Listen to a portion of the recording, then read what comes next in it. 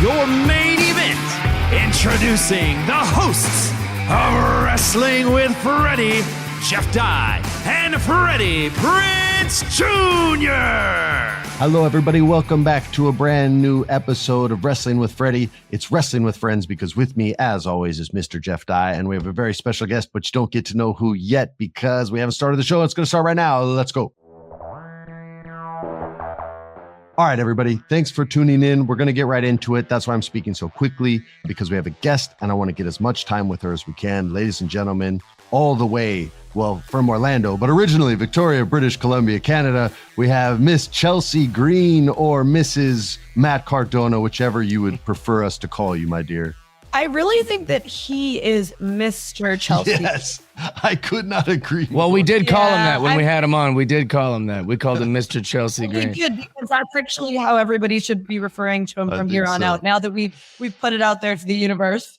Well, I love your husband, and we both love you. And I want to talk, before we get into what's going on right now, which I want to spend the most time on, give us like the quick rundown, all the way from like Lucha Underground, where everybody talks about the feud that you were a part of in there, to Impact, to NXT, however you want to do it. Just tell us and tell our listeners your story, please. So it starts in 2014. I was going to school for kinesiology. I thought I was going to be one of those little hottie-toddy on the internet personal trainers. I thought this is it for me. It's before personal training really like popped off online. So I'm going to school for kinesiology, and I'm sitting at my computer doing my homework, and on the TV comes Monday Night Raw. And I am like most fans. I did not watch it after I told myself it was fake. You know, we hit like 5th or 6th grade. Someone tells us wrestling is fake, and we're like, never again are we going to watch Stone Cold Steve Austin. And damn those people, by the way. Damn those people, because now I know better. And on TV, Naomi and Nikki Bella were wrestling, and I was like, I could totally do that. That awesome. Looks so easy, which is also so crazy that I would even be that delusional. I Googled how to be a WWE diva, and that is what started my whirlwind year of 2014, where I ended up holding a microphone for the first time on Monday Night Raw. I ended up getting a tryout, going straight to Tough Enough, where they told me not once, but twice that I was going to get a contract, only to never give me a contract, which then snowballed into Impact hiring me winning the Knockouts title at Impact, traveling the world, working in Japan, which then led me to, again, thinking WWE was going to hire me. I left Impact on the night that I was the Knockouts champion. I gave my notice. WWE did not hire me again. So thank God, you know, with one door shutting, another door opens, and that next door was Lucha Underground. I had no idea what I was getting myself into, but I am one of those people where I will never say no to any opportunity. I don't care if you want me to stand on my hands and dance like a clown. I will do it. All right. And then I will decide if I want to continue. So I did Underground, and it was the greatest, the greatest few weeks of my wrestling career. I had no idea that would really propel me into kind of another universe of intergender wrestling, I guess. And Lucha, from that came All In, which was, also just a historic moment in wrestling for a bunch of indie talent to come together and put on one of the greatest shows ever. I actually, All In, I was already signed to WWE, but I did not allow WWE to have my start date before All In. So I did All In, and I went straight to the Performance Center to WWE. And then, of course, as you know, we've had the firings, we've come back, we've done it all since then. Okay, so Jeff, and I promised to let you talk, but now I want to talk about what's going on now. Because when you first came in, the character of Chelsea Green was distinctly not as much a wrestler as much as a behind the scenes valet, manager, like hybrid type character. But in the last few weeks, they've let you go and you've gotten to show not just like the Lucha crowds and the TNA crowds, but now the mainstream of wrestling fans. Now they get to see this character and they go, oh shit, she can go. Sorry for cursing. She can go. That's when you know I'm telling the truth, is if I curse. So true though. But how much fun are you having currently, and how have you liked the evolution of this character, and how do you explain the success of the character? I mean, the best part about this character is that when I came in and they gave me something, they just gave me like a tiny nugget. The nugget was, yeah, we think you're going to be a Karen. And I love to do character study, especially like in acting. That's my favorite thing, is building a backstory and coming up with why this person is the way they are. So I was doing that week by week. And like I said to you guys earlier off camera, all these suggestions that people would give me, I would take in and add to my character, because I felt it gave this beautiful underbelly of what this person was. And now it's evolved to, okay, she can still be that character, but she can also wrestle. And that was what I struggled with in between, from that Royal Rumble that I debuted as a character to now where I'm finding this happy medium of still showing the ridiculous side of me, still showing a personality, but also making it maybe believable that I could win, or maybe believable that I might hit that move on someone. This is the push and pull of wrestling. Like, we all have this, but I think maybe I have it a little bit more because I enjoy character work more than I do wrestling. And that's tough. That's a tough like line to figure out. But I mean, I think in these past couple weeks that I've started to nail the balance. And so I'm hoping it only gets better from here, but I don't know where I'm going to go because I never know.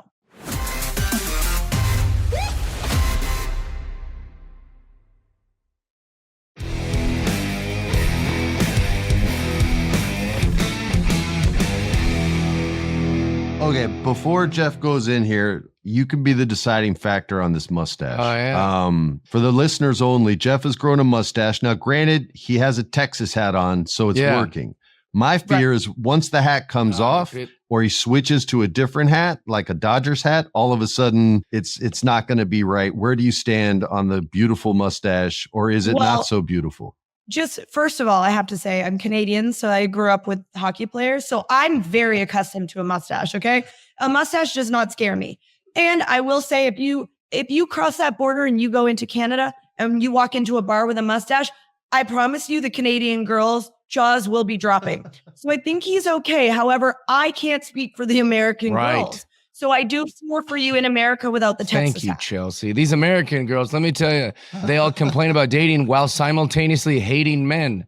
So it's like, well, you hate us. Well, that's probably going to be a factor in dating us, you psychos. You got to go to Vancouver, bro. Just got to go to a different country. That's where I'm going to crush. Yeah. Just go to a different country. You'll be all good. It's been going. I was telling Lee before the show that I've only had the mustache for about 15 hours. Oh, it's really real new. 15 hours, about 15 hours. And I've had sex with 25 women and 3 dudes. So I'm feeling the numbers don't lie, Chelsea.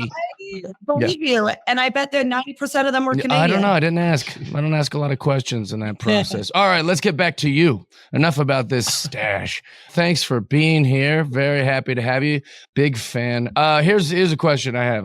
We used to play this in all sorts of jobs I used to have. As a comedian, I would always go to the comedy clubs and I'd say, hey, who's the worst person you've ever had at this comedy club and who's the best person? I like those little gossipy things. And since I love that. Who is the best person? Like someone you want to put over, someone you think, how are they not more successful? They're my best, my favorite. And then who do you hate, Chelsea? Okay, so love Rhea Ripley and Maxine. Okay. For totally different reasons. Me too. I say this all the time. I say this all the time, but like Rhea could have been the top girl 7 years ago. She has always been this good. She has always been this talented.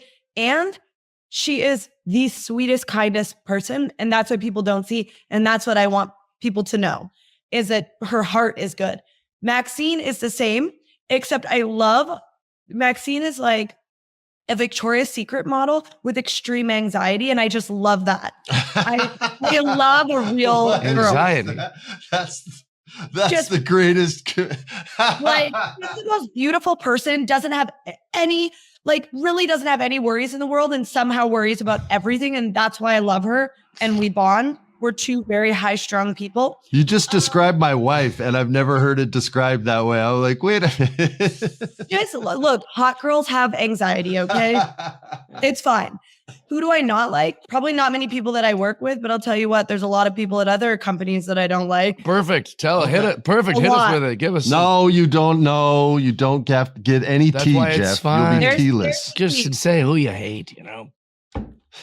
Oh, eventually you will know. Who knows? Maybe at the end of this. I'm in we'll know. comedy. I'll tell you, I hate Save it Eliza for your book. Schlesinger. I hate, who else do I hate? I hate that David Lucas guy. See, that's some tea. Spread that out.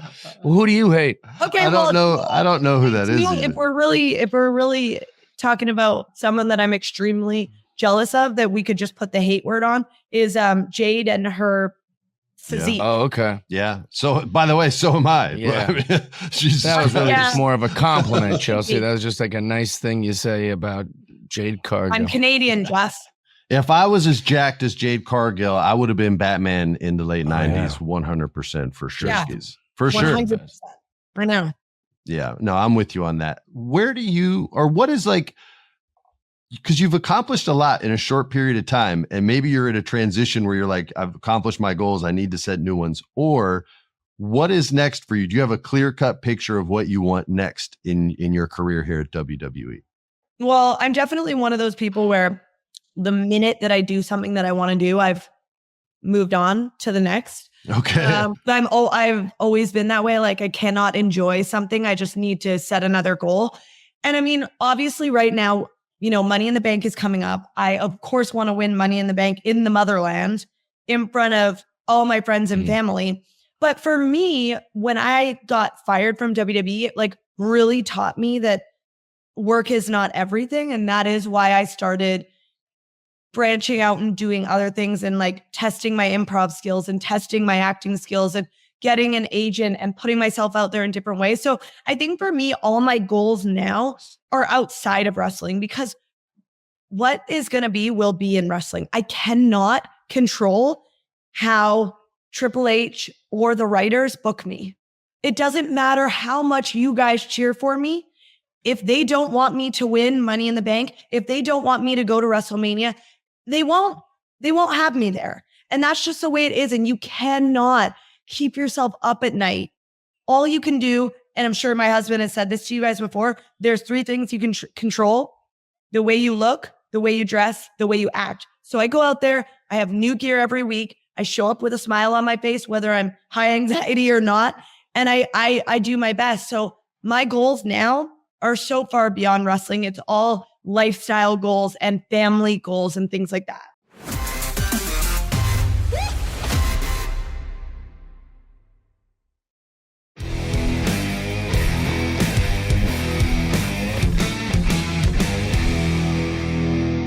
You should drop kick your husband. He didn't tell me you were getting into acting. He lets me be. Like he's never seen me do anything. I don't let him watch my Really? self tapes. Nothing. I don't let Sarah watch any like of the work I do. She has me run lines with her for her scenes all the time. And she's like, Yeah. you want me to run lines with you? I'm like, no, I have to be alone same. when I do this. I will go into my studio. I will get in. The other day I called in on Zoom and had someone read for me so that Matt did not read for me. I got a question. Why?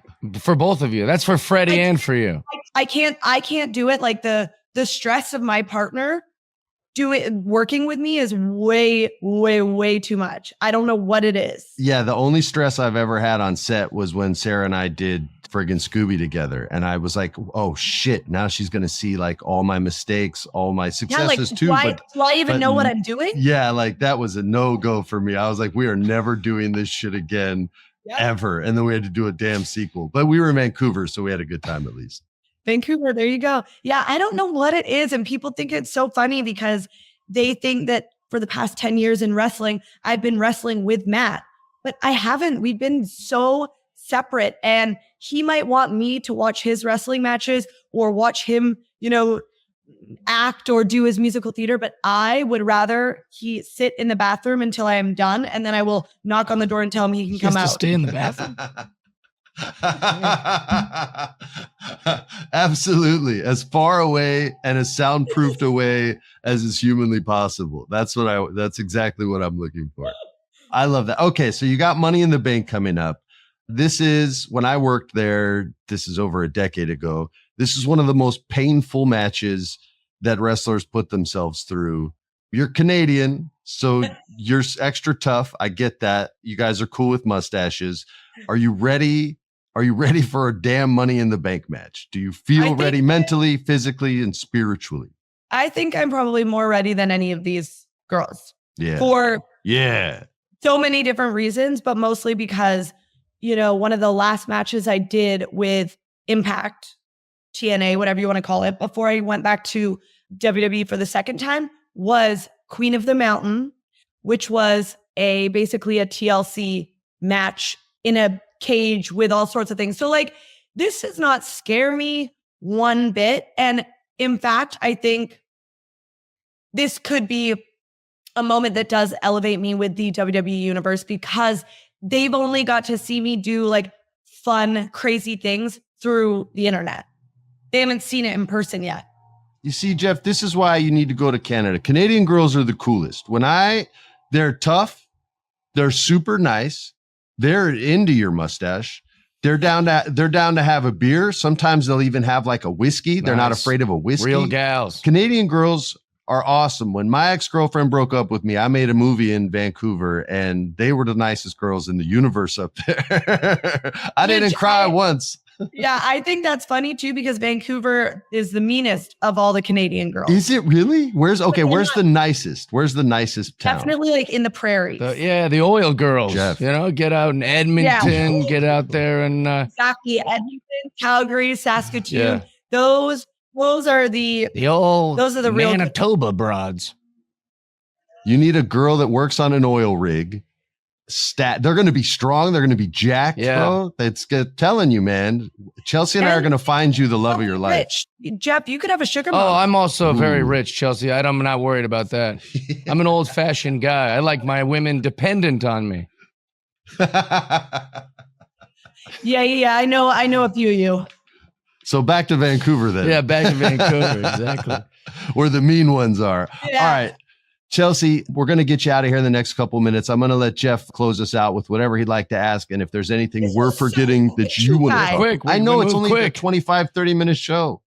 Oh my gosh, so fast. I barely drank my coffee. We leave these fans wanting more. That's I have the one secret. sip left. That's the secret. Joe Rogan does 7 hours with his guest, and people go, I haven't finished it yet. I'm still working on it. We do 7 minutes. Was still talking when I drove all the way from New York to Orlando. Still wouldn't shut the fuck up. So yes, I know. All right, Jeff. Jeff. Joe Rogan podcast, okay? I know that you said your goals are maybe other places outside of wrestling. So if that's how your mindset is, what is the one thing from wrestling that either you could go back to and be like, this was it, or you could change or make better? Or is there a thing that you're like, you know what? That would be the biggest wrestling thing for me, that I could die a happy lady. Definitely all in. And I think it was just the crowd was so special because they were there purely because they wanted something outside of WWE. Yeah. They so badly wanted to support something else. And that just, from that moment on, I have seen the evolution of, other companies coming in and really kind of elevating the world of professional wrestling for everyone that isn't hired by WWE. And for me, someone who's been in and out and seen every single side, we needed that. We needed a little more competition. We needed another company to, have a little bit of a push and pull between contracts and things like that. All of that is healthy for wrestling. It's not healthy for one person to own everything. And Chelsea, I love you. I think you're so awesome. Thank you. Yes, iron strengthens iron and competition is good. I have friends that were at that All In show and they felt like they were, or they didn't feel, they knew they were a part of something special. And they all said the crowd that night was like unbelievable, like one of the best crowds they've ever been. Yeah, yeah.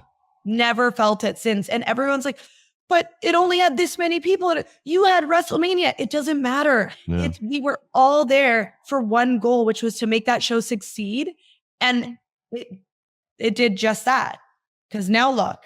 And I think that that's going to go down as one of my favorite matches, no matter how many WrestleManias I'm in. All right, listener review time. You guys write reviews, good or bad. I'll read them because I'm not afraid. If they're bad, though, Jeff gets I don't pissed like it when at you guys get chippy with us. So tread lightly, you creeps. This person treaded lightly. This is no creep here. They gave us 5 stars, and they wrote the title was A Breath of Fresh Air. I really enjoy Freddie's perspective as it stands out from all the hundreds of other podcasts out there. See, Jeff, that's as nice as it gets. They're doing it right. And it came from ? BBB. So that's as anonymous as you can get. I don't know if they meant it. Chelsea, you, ma'am, are amazing. We love you. We love your husband. Thank you so much for being a part of the show. Give my love to Piper. I love Piper. I think she's amazing too. All right, stay tuned for Unsanctioned Thursdays. Thursday's show, the show that you guys asked for and you guys got, and we'll keep doing it until you hate it. Stay tuned. On behalf of the great Chelsea Green, the great Jeff Dye, I am the pretty cool Freddie Prinze Jr., and this was cool. Wrestling with Freddie. This has been a production of iHeart's My Cultura Podcast Network. For more podcasts from iHeartRadio, visit the iHeartRadio app, Apple Podcasts, or wherever you listen to your favorite shows.